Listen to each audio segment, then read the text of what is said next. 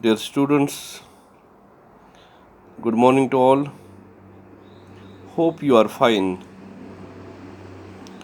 Today's our offline class is about artificial selection as evidence of evolution. Artificial selection, as the name depicts, is the selective breeding of plants or animals for desired traits. It is done artificially by employing various breeding methods,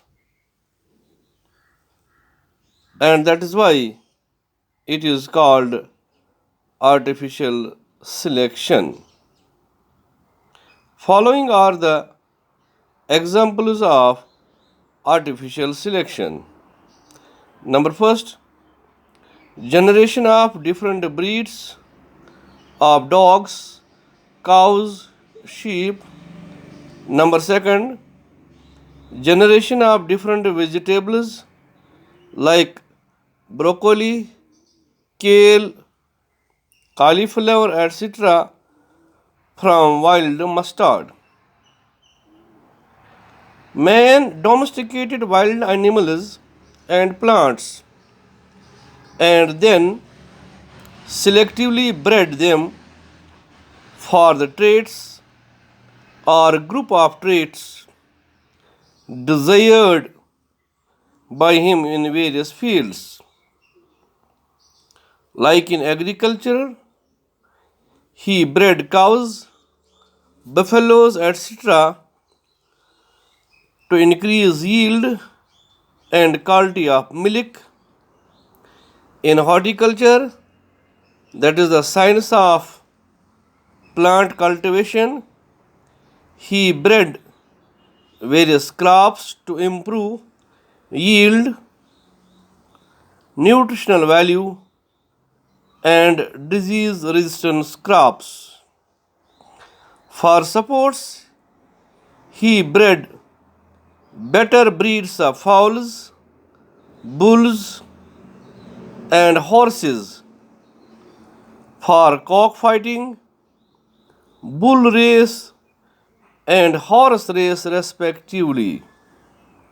And for the security purposes, he bred good and powerful breeds of horses, camels, and dogs, etc.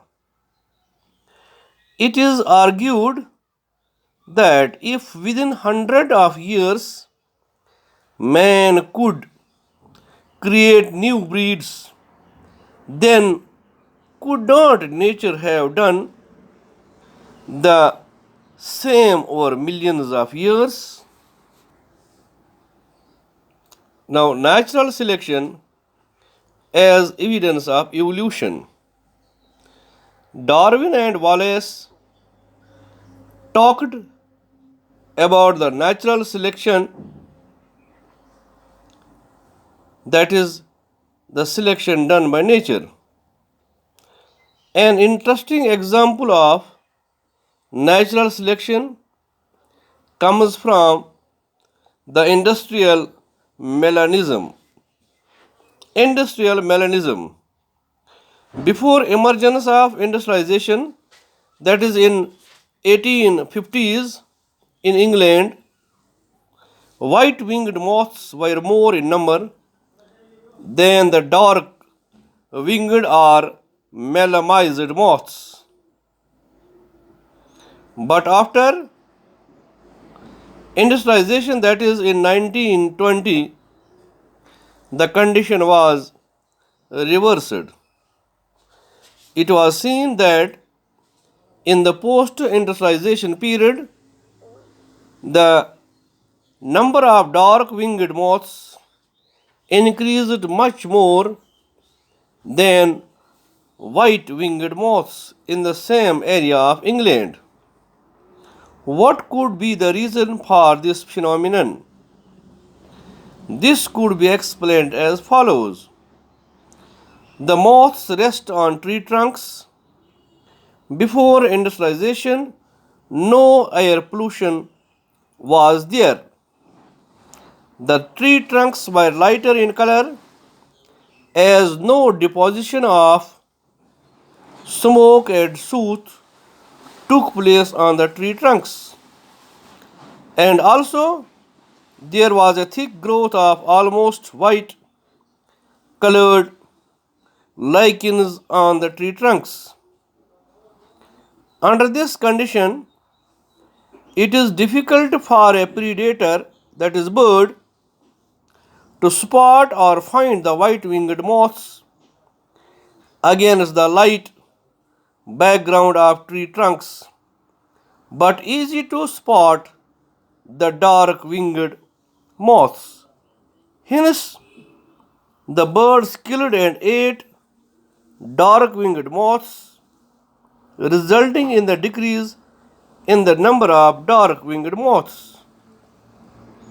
But after industrialization set in, the pollution increased and the tree trunks became darker in color. First, due to smoke and soot deposition, and secondly, due to absence of lichens on the tree trunks, as they do not grow in polluted area. Smoke has sulfur dioxide that eradicated the lichens, so the dark brown colors of the bark was exposed. As a result, the white-winged moths could not camouflage themselves, that is, hide in the background, and therefore were predated by the birds. This resulted in the decrease in the number of white-winged moths.